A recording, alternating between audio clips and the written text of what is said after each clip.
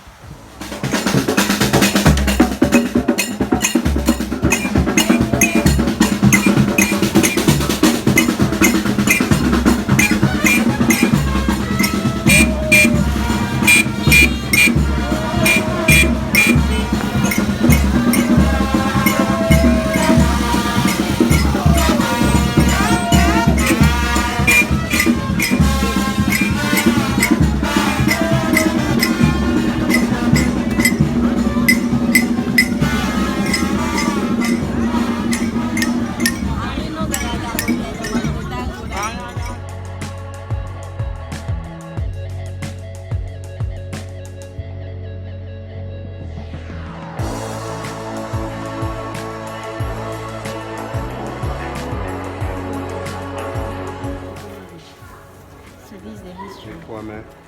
Nkrumah. Nkrumah. I said Nkwame.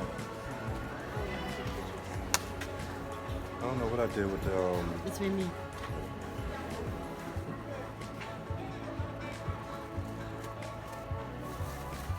Nkrumah. I read so much about the man. I read about the assassination. Ghana is free for all. I assassinated the man many times.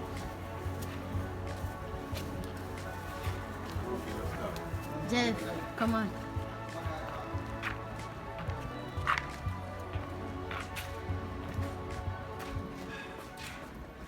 The day of Jesus Christ. Do you share with me? Today is the birthday of Jesus Christ. But it's not. That's the white man's point. That's the white man's version, right? Bible. The Bible.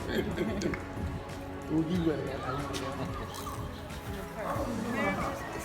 Merry Christmas.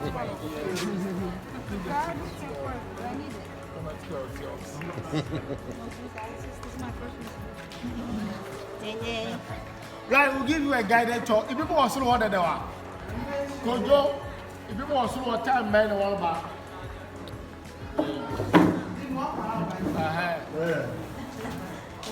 Please, sharp right.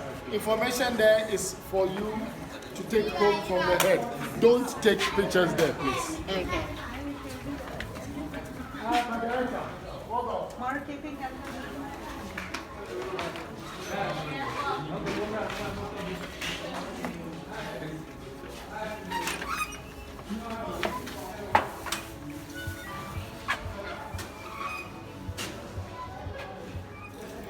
Welcome to the building history of the Cape Coast Castle. We invite you to explore the history of this building and discover what is being done to conserve it for future generations. From Africa, Ghana, Central Region, Cape Coast. Cape Coast Castle is a World Heritage Site, one of the group of castles on course along the coast of Ghana that were designated World Heritage Movement monuments in 1979. Really? Cape Coast 2018. Hi, baby.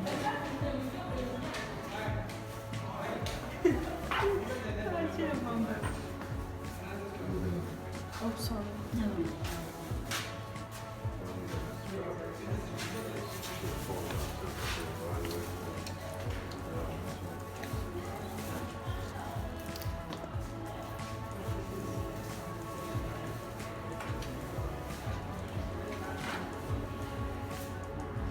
Exhibition is located in the castle on the ground floor in two rooms. The first one contains exhibits from the 17th to 19th centuries. The second one contains exhibits from the early 2000s, late 20th century. 2009.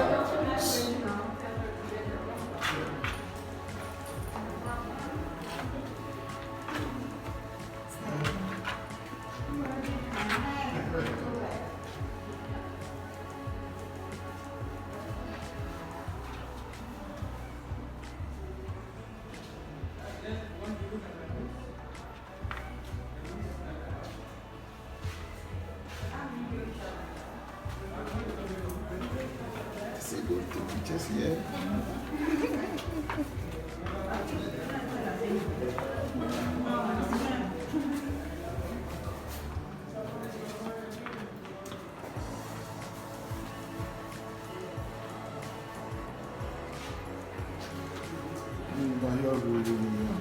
Oh. You make that once. You can go to my wife.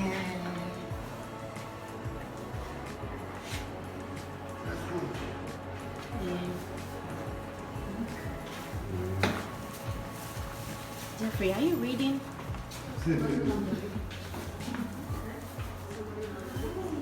Masonry materials and tools used by ancient buildings. The very bricks that they used to live. Hey, what are you doing? We need a break.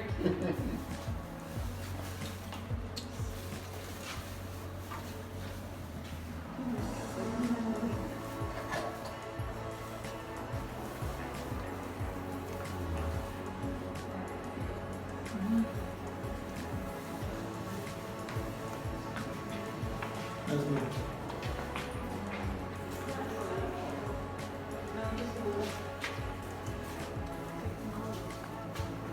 Old and new iron, Mongolian.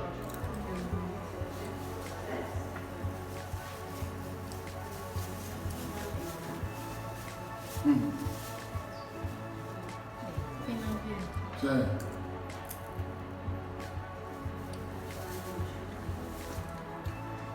1806. Yeah, 1806. Lithograph by George Webster.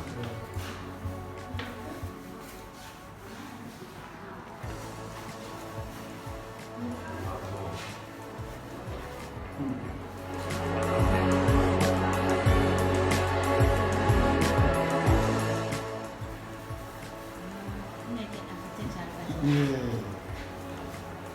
Hey, This is Don't hear it. the castle. yeah. Sticky. The entire castle is showing gold.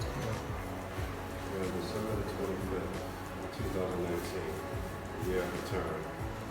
Yeah. This is where we are on this location. Right here. The forks that we're speaking of are on the opposite side, outside. They even give you to look at the beach and the sand. Mm.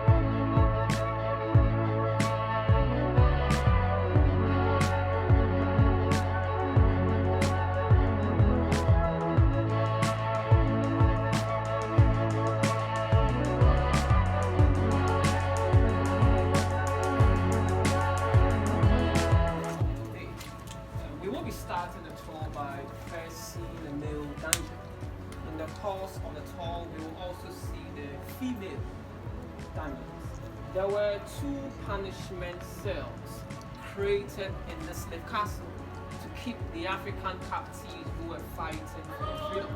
We'll have a look at these punishment cells.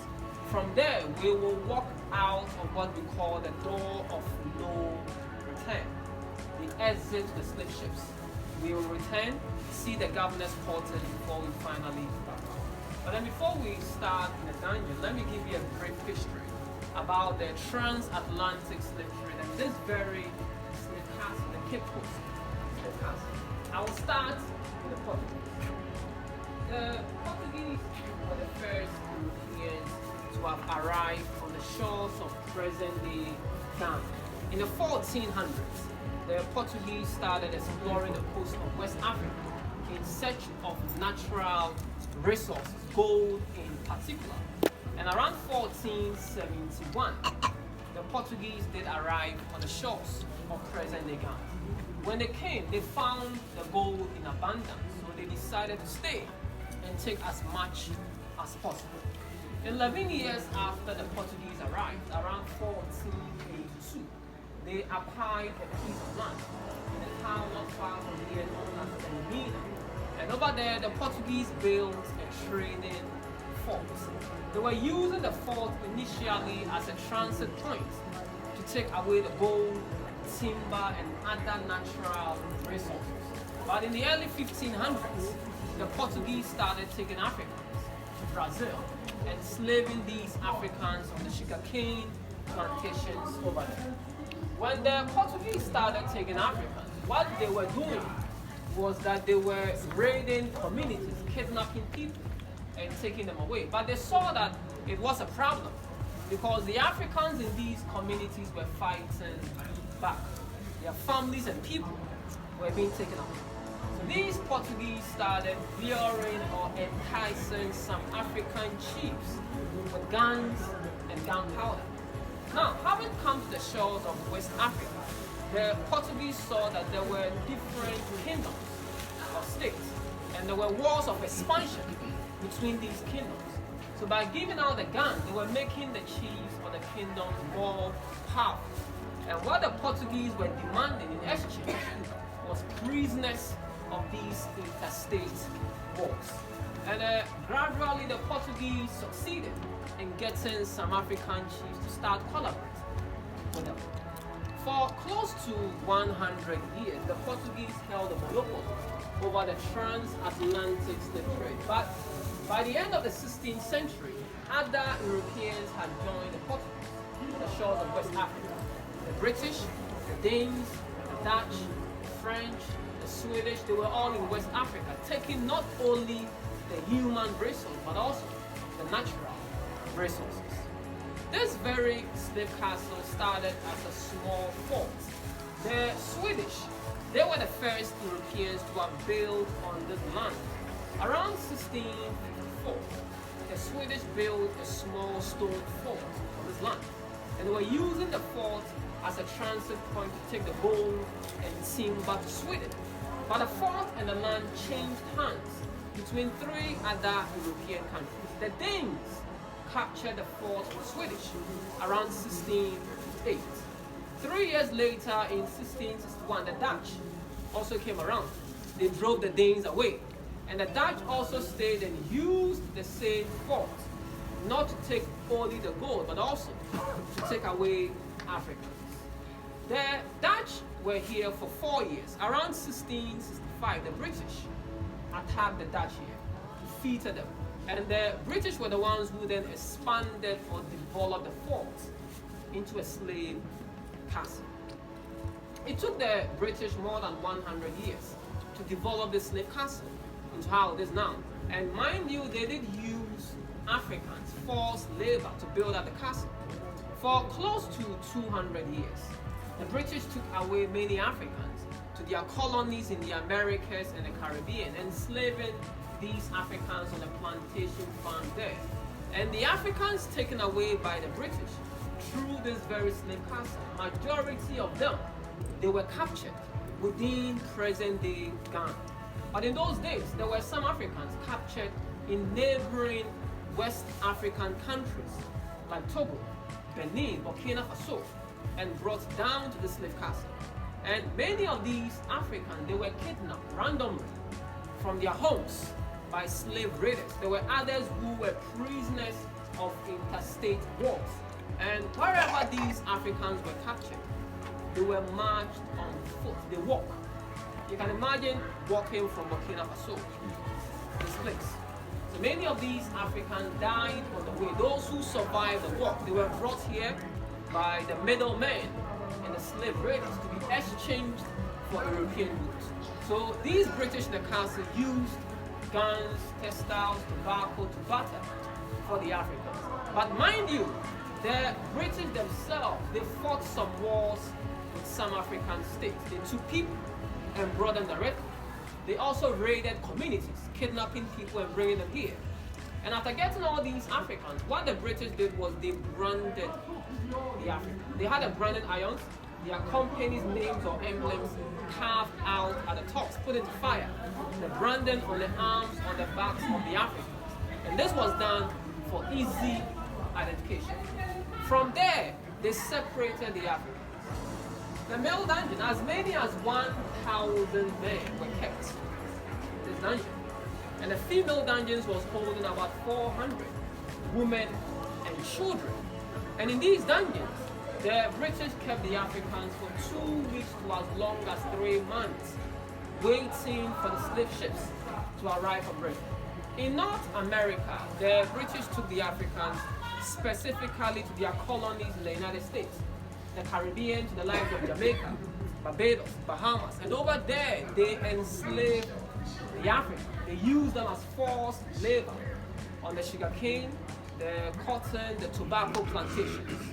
Around 1807, the British Parliament passed a law abolishing the transatlantic slave trade. But it is on record that there were many British traders in other parts of West Africa who did not stop after 1807.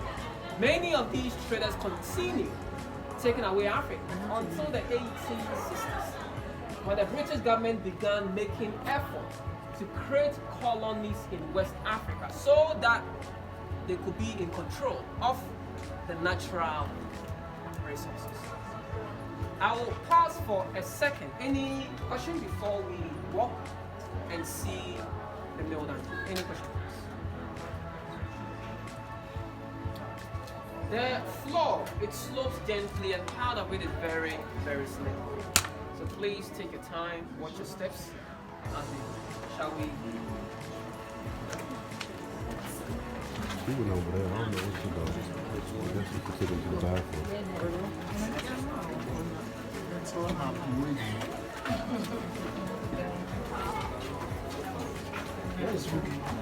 I said she took the kids.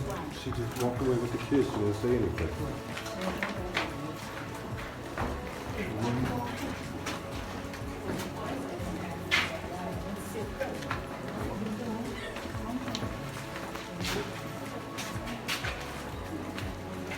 You can imagine how this place used to smell in reality.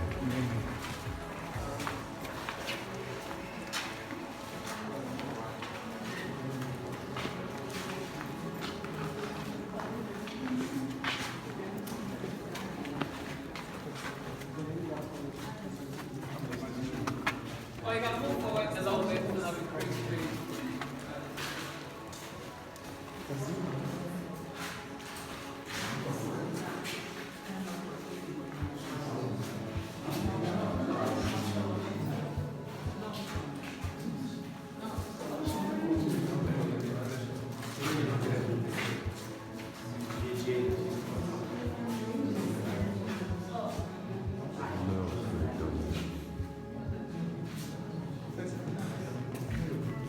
So in those days, there was no electricity. That's why I put it, just for you to experience how that the places.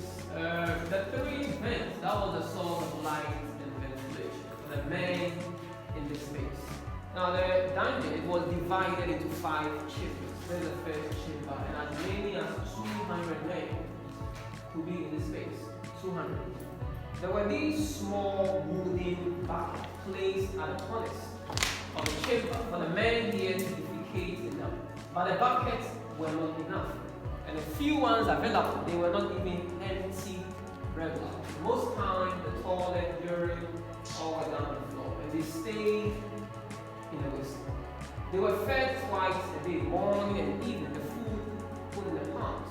And for 2 weeks to 3 months, the British kept the men in. Many of these men often became sick. Many died. When one dies in here, the body carried out and thrown into the sea.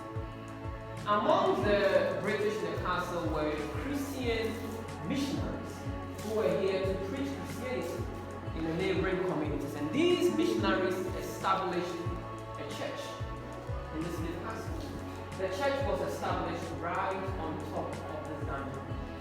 So whilst keeping the Africans here, the British in the castle worship right above.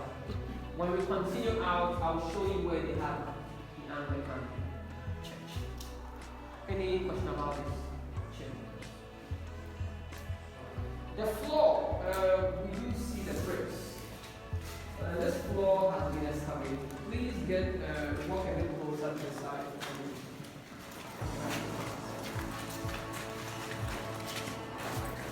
So on this small part of the floor, you can see what looks like compressed soil.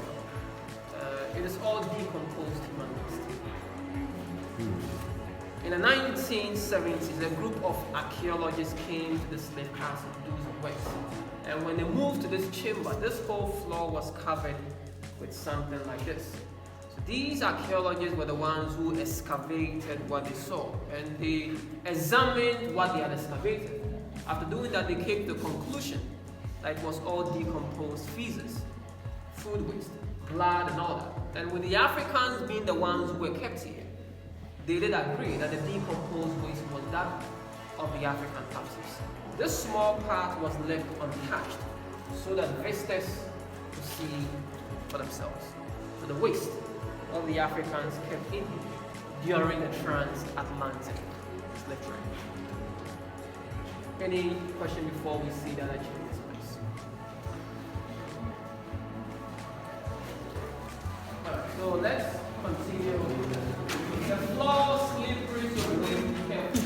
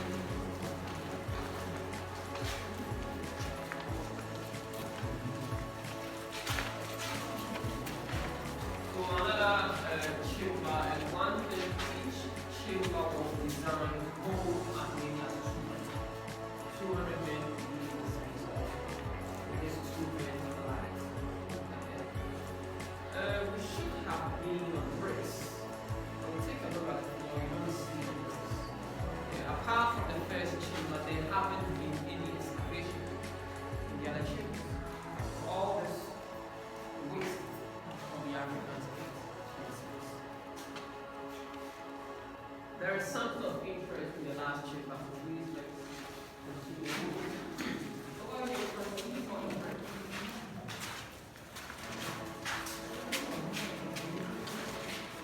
Okay, man.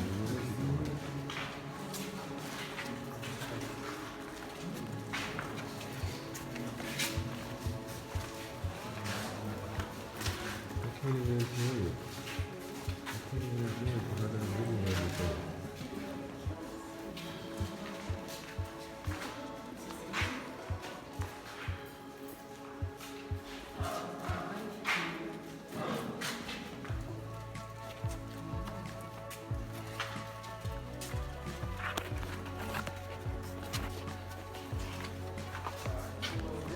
The last chamber. Again, 200 men working in that space. What you see right here is a traditional shrine. A shrine belonging to the local people who live in the town. So the local people who are traditionalists, they do come here to practice their religion, the African traditional religion. There's even a priest in charge who is just not here right now. Now the shrine, it was built in the 1970s as well.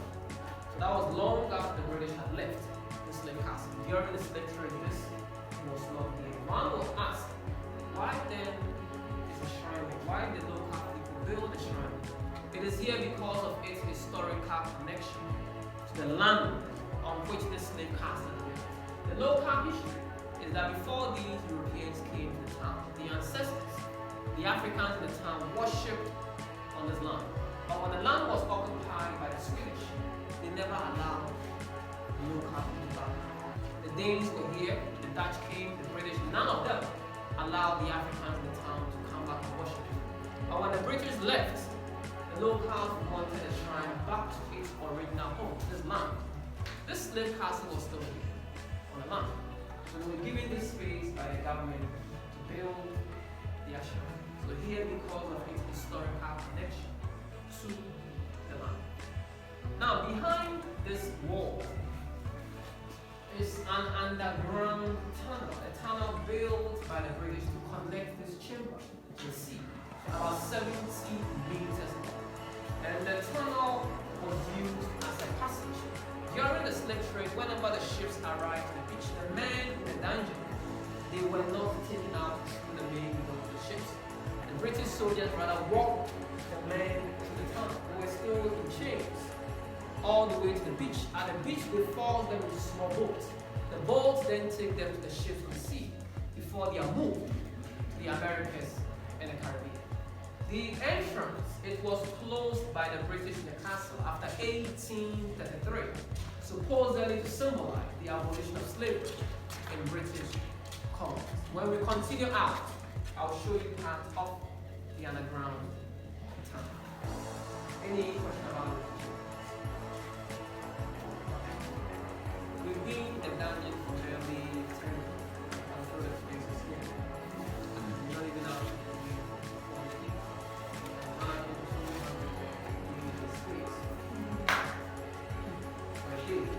Sometimes rain months. That's how bad the situation is. The reach over there, these are brought by visitors to the castle. Every year we celebrate the Emancipation Day to remember what happened and honor the ancestors. We do have a lot of brothers and sisters in the diaspora joining us to celebrate. And this year is the year of the 10 to mark 400 years of the transatlantic circuit. We have a lot of them coming to you. They bring along the wreath to remember people to the ancestors. Any question before we Okay. So whilst in the dungeon, I mentioned a church, a very quick turn, right above the entrance to the dungeon. See a room with a window. That was the Anglican. The British worship there. They buried some people. The first grave, a native, an African, the name Kweku. Now the British missionaries who were in this slave castle to preach Christianity in the neighboring community, they had some problems. One of the main problems was the language barrier. They moved into the town speaking English. The Africans had their own languages. So these British decided to take some African boys to England and train them as missionaries. That way they can bring them back to preach in the local language. And Kweku was one of the boys taken. He was born in Cape Coast around 1741. The father was a middleman. The father was bringing people here to exchange for European goods. At a young age of just about 11 years old, Kweku was taken to England. In England, he became an Anglican priest, ordained around 1765. And his name also changed. He was baptized and given the Christian name Philip. And the British couldn't pronounce Kweku the way we do it. So Kweku became Kwaku. So the name became Philip Kwaku. Now, after becoming a priest, they brought him back here. He stayed here during the slave trade, preaching in the neighboring communities. And he also promoted Western education among some selected African boys in Cape Coast. So the oldest primary school in present-day Ghana was named after him, the Philip Kwaku Boys School in Cape Coast. He died in 1816 at the age of 75. Buried right here. So Kweku, a native taken to England, brought back to work as a missionary and educationist, and the name changed to Philip Papu. Any question about this gentleman? Let's walk closer to these three.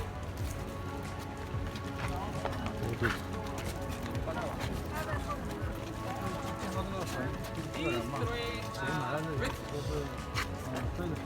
Captain George McLean. Around 1810, McLean was appointed the governor of this slave castle. He was brought here long after the British had passed a law to abolish the transatlantic slave trade. So the reason why they brought him was to basically start a colony, bring the towns and villages around under British rule. George McLean stayed and worked for 17 years. He died of malaria in 1847 at the age of 46. His wife, Letitia Elizabeth London, came from England to visit around 1838. When she came, in less than 2 months, she was found dead in the husband's bed. And the cause of death was very controversial. The rumors had it that when she came, she caught the husband McLean with another woman. George McLean had a mistress, a pastor. So many began assuming that Letitia might have committed suicide out of frustration and pain. But after she died, the husband McLean continued his relationship with a mistress. They even had a daughter together. So there were others who were speculating that it looked like she was murdered. Someone might have killed her. Who possibly could have done that? Either the husband or the mistress of the husband. 36 years when she died here. And the cause of death remains controversial up to today. Yes, sir. Captain. Captain. Now the last one there, an army officer, the name C.B. Whitehead. He worked here also during the slave trade, died in 1812 at the age of 38. The cause of death is unknown. No record of who or what caused his death. The three British and a native of Kweku later changed to Philip Papu. Any question about these? Alright, let's see the water system right here.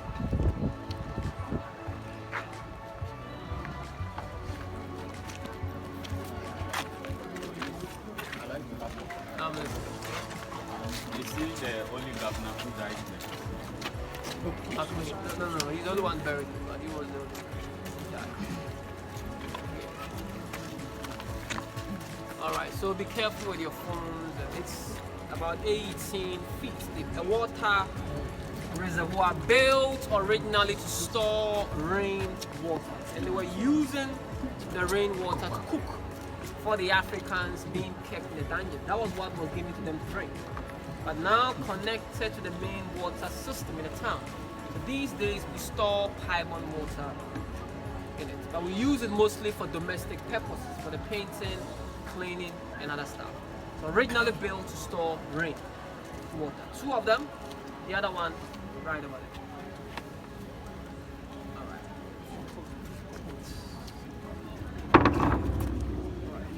Let's continue.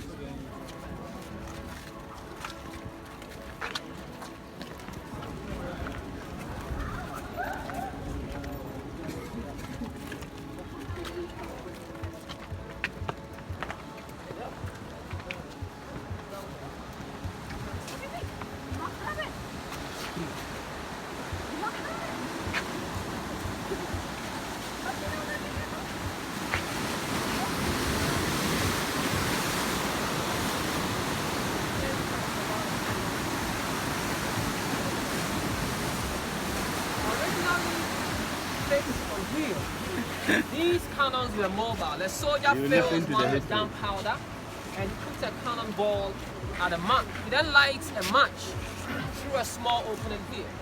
So when the fire comes into contact with the gunpowder, it explodes. The pressure from the explosion moves the cannonball at top speed.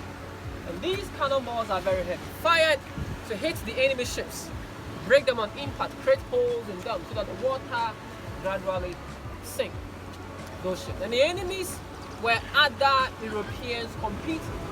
So the Dutch, the French, the Portuguese, they were the reason why these were brought here.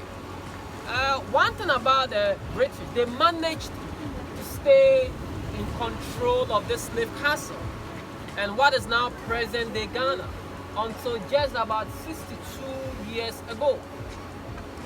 So after the transatlantic slave trade, gradually the British created what became known as the Gold Coast colony. But in 1957, led by our first president, Dr. Kwame Nkrumah, we declared our independence and changed the name from Gold Coast to Ghana. Until 1970, the British were still around, taking the gold, the diamond, bauxite, and all the natural resources. Any question about these cannons and cannon? Right. We're taking about a minute, just catch our breath and make a few photos if you want to, and then we continue. Just a minute.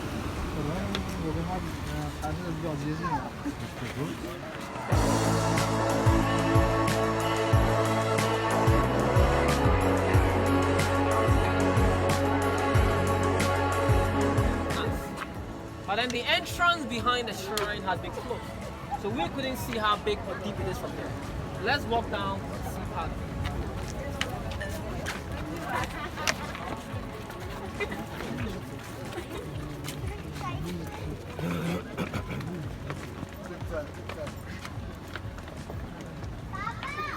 Alright, so we're not moving. You can move, stand, stretch, and then you allow another person. Keep your head low. Don't go too. So this is part of the underground tunnel. So starting from behind the shrine, the British soldiers walked the men through. No one was coming out or entering from here. Unobserved. There'll be a soldier here with them. Observing out the Africans, urging them to continue. Very deep, man. From behind the shrine, they walk through. Are they steps down there, or they just toss them down? No, they weren't moving in here. Oh, They start walking from behind that shrine. the shrine you just showed back there. Yeah, so there's a Okay. continuation. Got you. I We understand just so just to watch, observe. now. Right. as they are Observe. Make sure they're moving correctly. Exactly. Another observatory, same thing. Part of the tunnel. It's a beautiful day.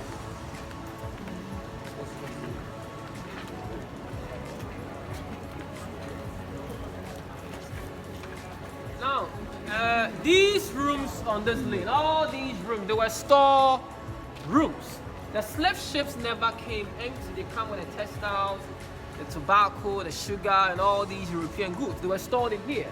And the ships did not leave only with the Africans. They took along the gold, the timber, the natural resources. Also put in here. So all these store rooms during the transatlantic slave trade. Let us now see the end of the tunnel. Let's see where it is.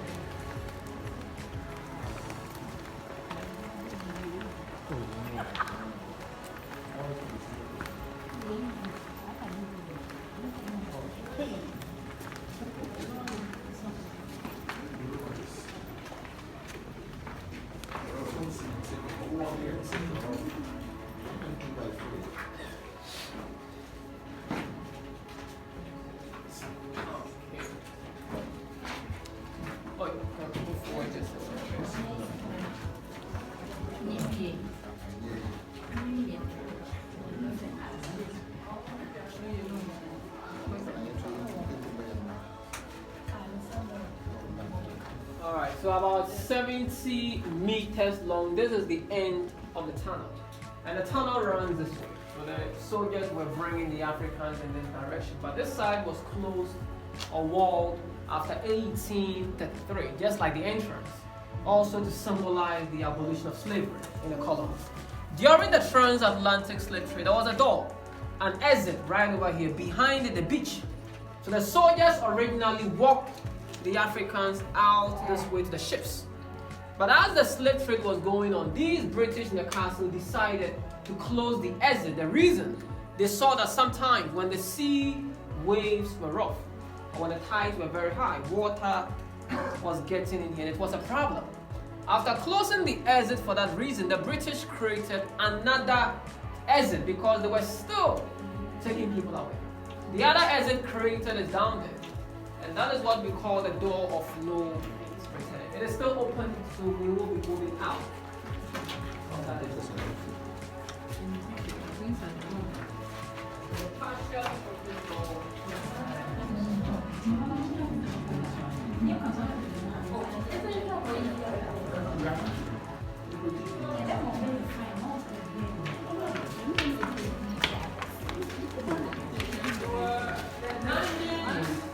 The women were kept right out of the wilderness. But some of these women were seen as rebellious, the women who were fighting for freedom. Those who resisted rape by the British were locked in here. As many as 10 women would be in this space. And an outlet was created for toilet in Europe. A woman could be kept in for about a week whilst she eats once a day from the palms. The idea to starve her, to try and break her spirit, with the intention that the next time she'll give it, she'll be submissive. And also use her to instill fear in the other women to be submissive to the British. So women who resisted rape fought for their freedom. They were locked and starved in this place. Any question about the female punishment?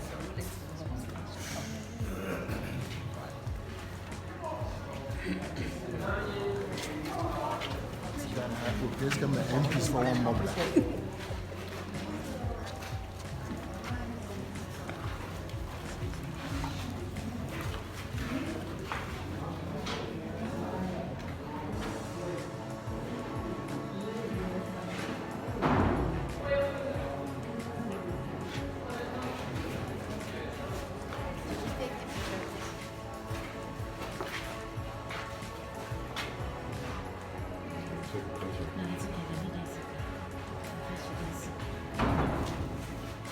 Let's see this and after. Yeah, you can use one of these cookies.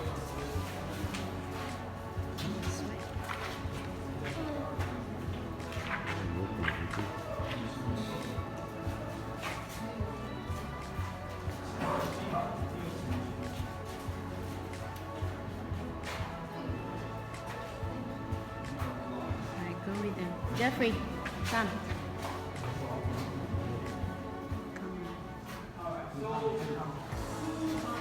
Jeffrey.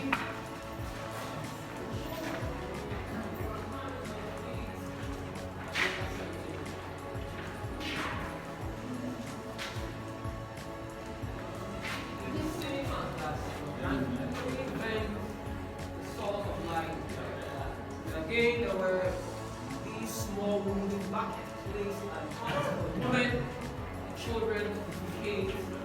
No, but the buckets were not enough. So the toilet, urine, menstruation, all done on the floor. They stayed in it.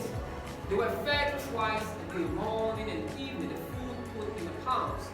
And for 2 weeks to 3 months, the British kept them. Many women and children often became sick and they died.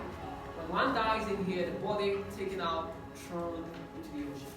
So they were treated the same as the men in the dungeon. And the dungeons for women and children too, for another 200 were kept in the other two.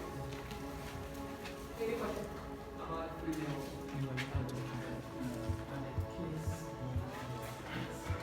No, they stayed special.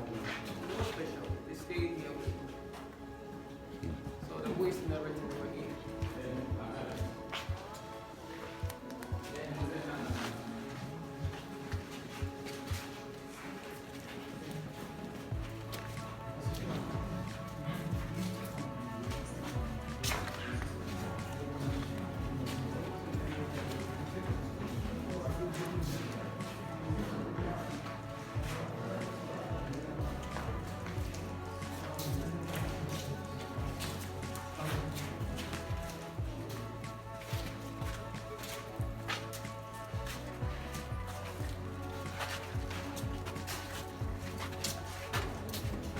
So we all see that there, the door of no return.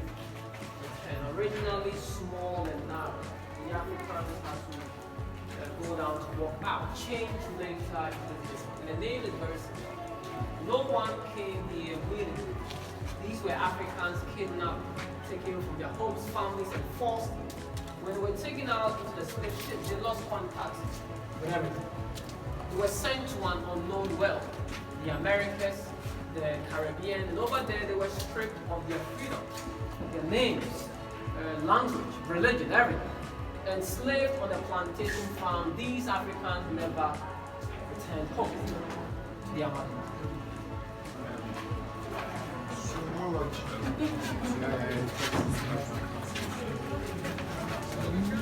Door of no return.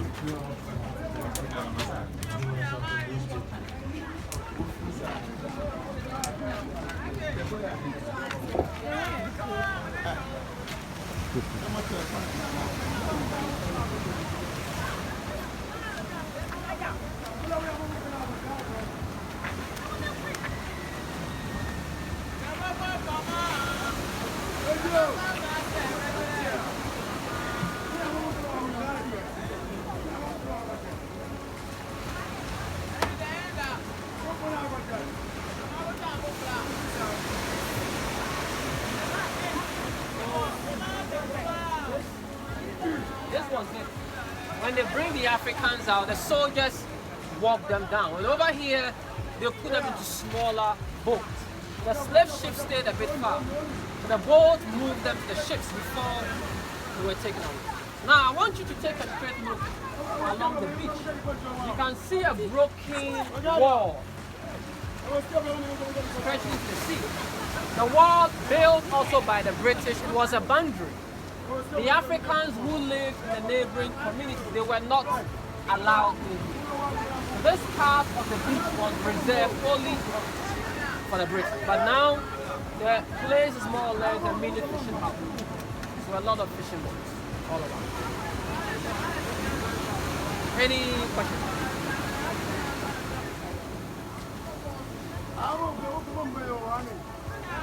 Door return. When you take a quick turn, you see the door. So moving out, it was no.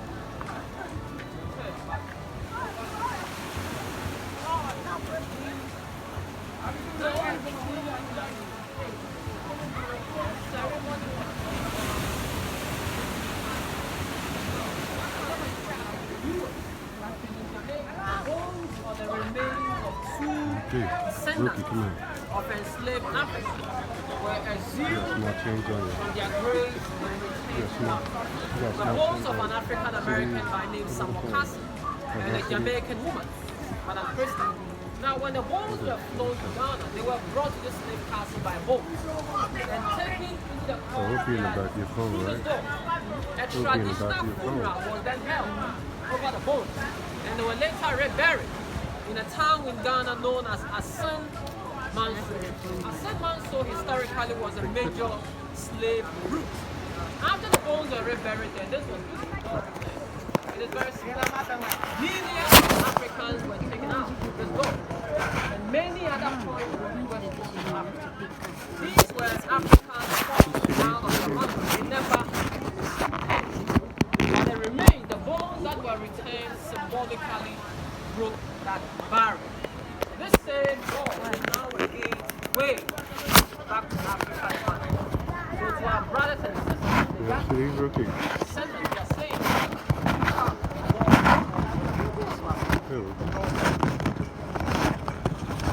Any questions before we walk?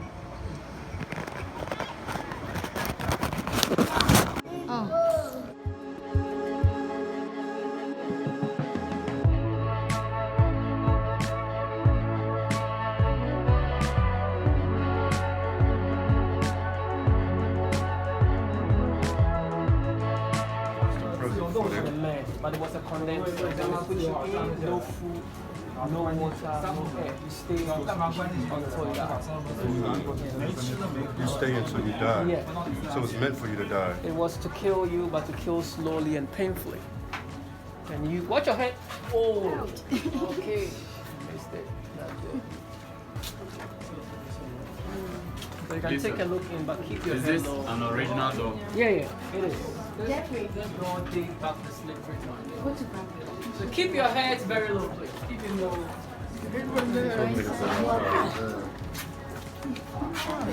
Oh, wow.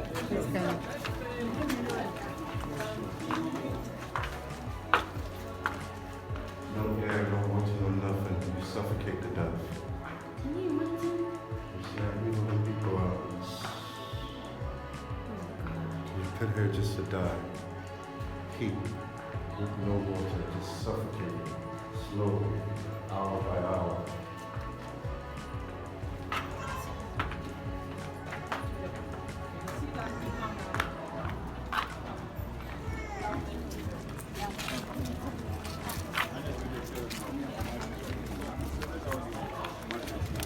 Jeffrey.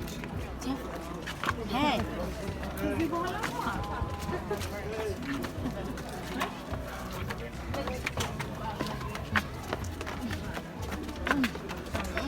Wow, my body is strong.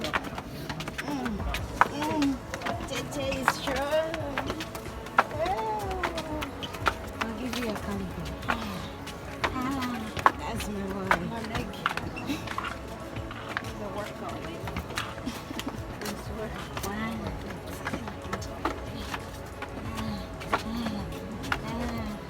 Baba is strong. JJ is strong. He's stronger than daddy. That's my boy. Give me 5.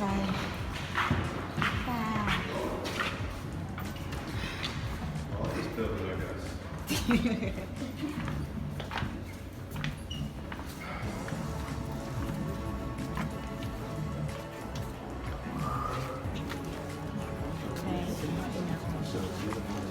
Yeah. So from here we can see Fort William. Take a look up there. There's the Bushy Hill. See a white building with a pointed. The British built. They had soldiers stationed there. What they do is they spy around, look for the town, the sea, look for enemies coming to attack there. The fort was also used as a lighthouse to guide the ships to the town. And then look down, you see an African market, a lot of shops. That was the soldiers' garage. The British soldiers who were here. They lived down here. All those rooms originally occupied by the soldiers. So the governor's bedroom is gone now. It's gonna be exquisite. I know. Jeffrey. Come. Come.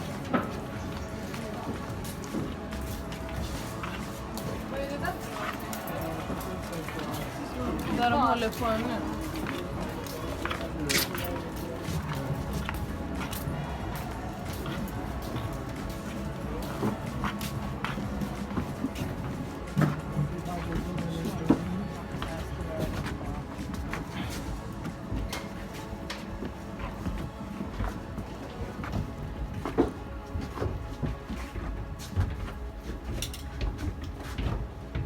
Yeah, so this is the governor's bedroom as well. Alltså, vad är det? Dit kanske?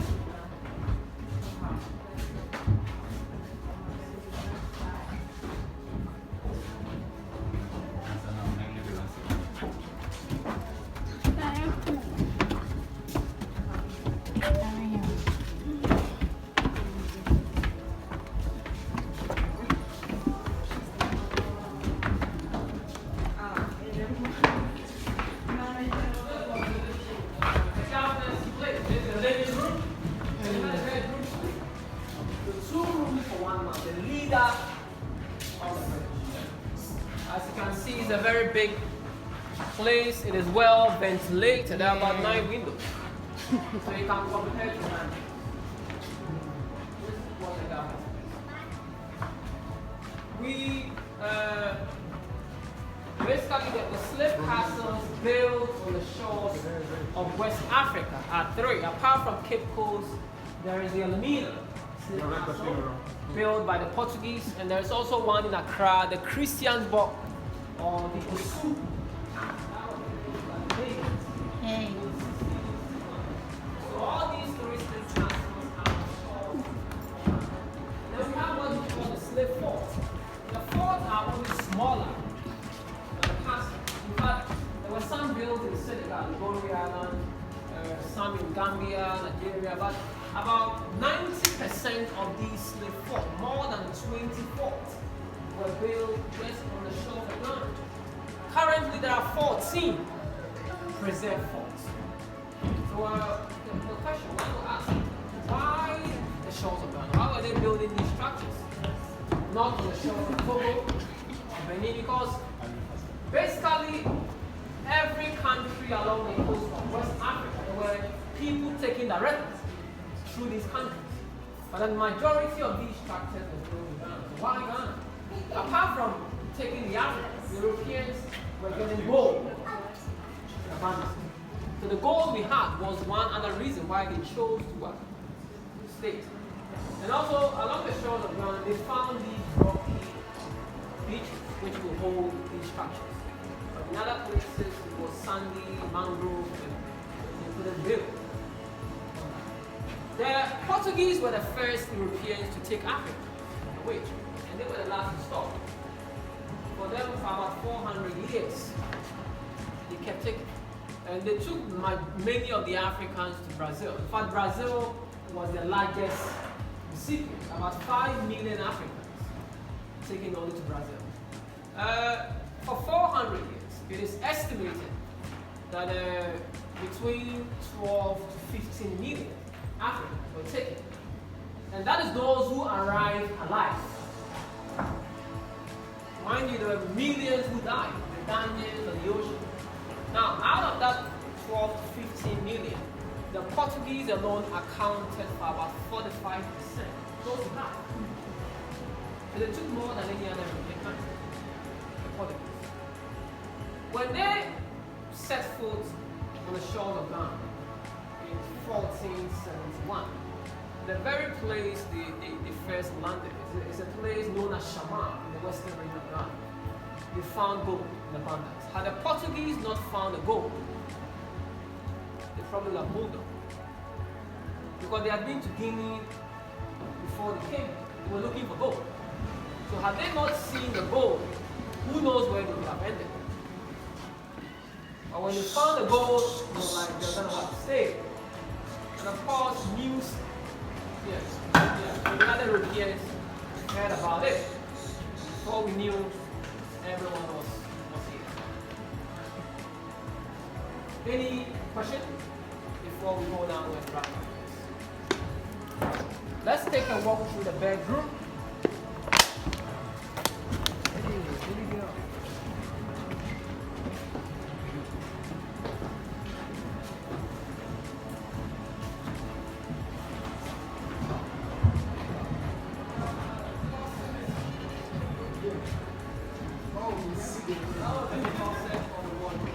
Everything on this floor belongs to one man. All this for the girl. The closet or the wardrobe there.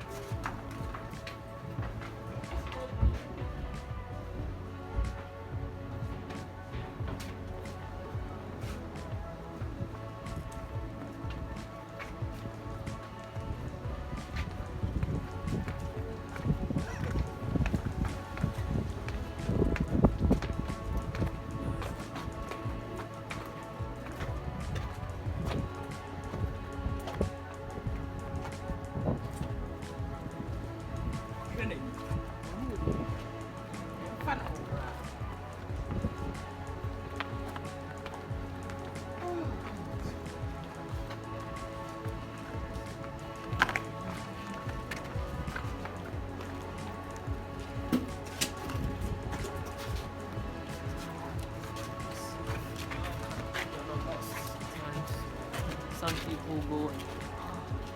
Just a second, let me check. These days, cool kids come around to say, originally, an Anglican. Ladies and gentlemen, we have seen the dungeons. We've seen the punishment cells. We walked out of the door, glory to him, and came back. The dungeons, the cells, they are all empty. There is no one in there.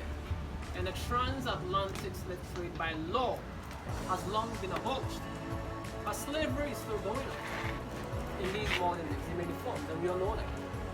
Human trafficking, racism, child labor, a lot. We cannot change or reverse what happened, not only in these dungeons, but on the slave ships. What happened on the plantation farm, we cannot reverse, and we should never forget, but we must learn from all this. The message from this place to you all is very simple. Let us do our best. Fight against modern slavery in all forms.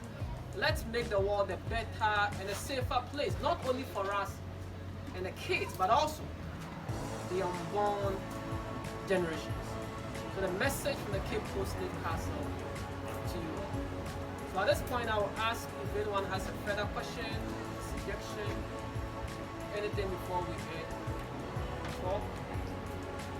Alright, so my name again, Kojo Kiosan. It's been a pleasure having you as my guest.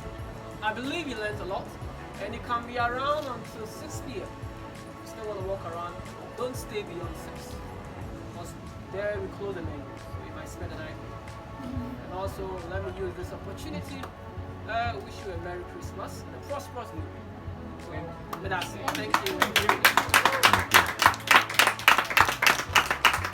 Those who haven't seen the museum where the chains are, you just use the stairs, walk up, an open door with a wooden sign. You can be there to see some of these historical artifacts. That's it. Thank you. Thank you.